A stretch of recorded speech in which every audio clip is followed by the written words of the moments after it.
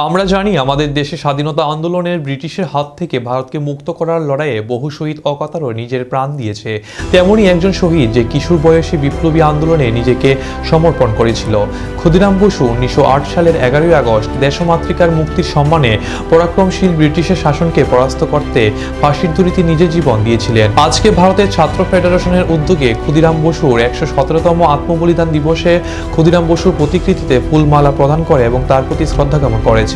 ক্ষুদিরাম বসুর স্বপ্নের ভারতবর্ষ যে ভারতবর্ষ অন্য নিজের প্রাণ বিসর্জন করতে বিন্দুমাত্র দ্বিধাগ্রস্ত দেখায়নি। ক্ষুদিরাম বসুর যখন ফাঁসির আদেশ হচ্ছে তখন বিচারক তাকে জিজ্ঞাসা করেছিল তার ফাঁসি দেওয়া হবে সেটা বুঝতে পারছো কিনা। এই দিন ক্ষুদিরাম বসু হেসেছিলেন এবং হাসি মুখে ফাঁসির দড়িতে ঝুলেছিলেন। এটাই ছিল বিপ্লবী আন্দোলনের বলিষ্ঠতা।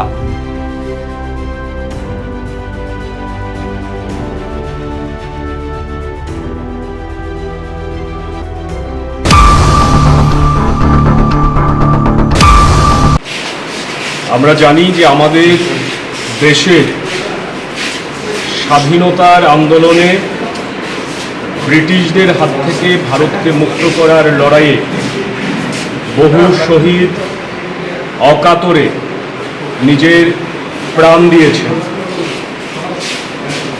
তেমনি একজন শহীদ যে কিশোর বয়সে বিপ্লবী আন্দোলনে নিজেকে সমর্পণ করেছিল।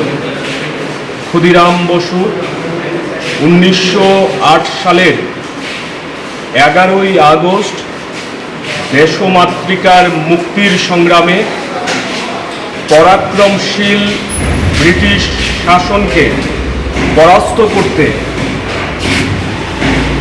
ফাঁসির কাস্টে নিজের জীবন দিয়েছিলেন।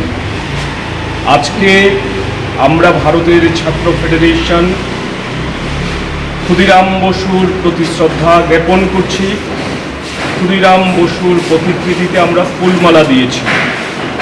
আমরা মনে করি ক্ষুদিরাম বসুর স্বপ্নের ভারতবর্ষ, যে ভারতবর্ষের জন্য নিজের প্রাণ বিসর্জন করতে বিন্দুমাত্র দ্বিধাগ্রস্ত দেখাননি।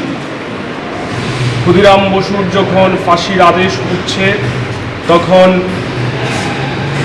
বিচারক তাকে জিজ্ঞেস করেছিল তার ফাঁসি দেওয়া হবে সেটা বুঝতে পারছে কিনা। সেদিন ক্ষুদিরাম বসু হেসেছিলেন এবং ফাঁসির কাষ্ঠ হাসতে হাসতে ঝুলে গিয়েছিলেন। এটাই ছিল বিপ্লবী আন্দোলনের ধীরতা, বিপ্লবী আন্দোলনের বলিষ্ঠতা। ব্রিটিশদের ভারতবর্ষ থেকে তাড়ানো গেছে, কিন্তু স্বাধীনতা আন্দোলনে যাদের কোনো ভূমিকা ছিল না, যারা স্বাধীনতা আন্দোলনের সময় মুচলেকা দিয়ে জেল থেকে বেরিয়ে এসছেন, তারাই আজকে দেশের শাসন ক্ষমতায় অধিষ্ঠিত রয়েছেন, দেশের মানুষের উপর অত্যাচার আক্রমণ সংঘটিত করছেন। আমরা মনে করি ক্ষুদিরাম বসুকে আমরা শ্রদ্ধা জানাতে পারবো তখনই যখন ক্ষুদিরাম বসুর আদর্শকে পাথেয় করে এই দেশকে সুন্দর, সুষ্ঠু এবং সব মানুষের বসবাসের উপযোগী করে তোলা যাবে।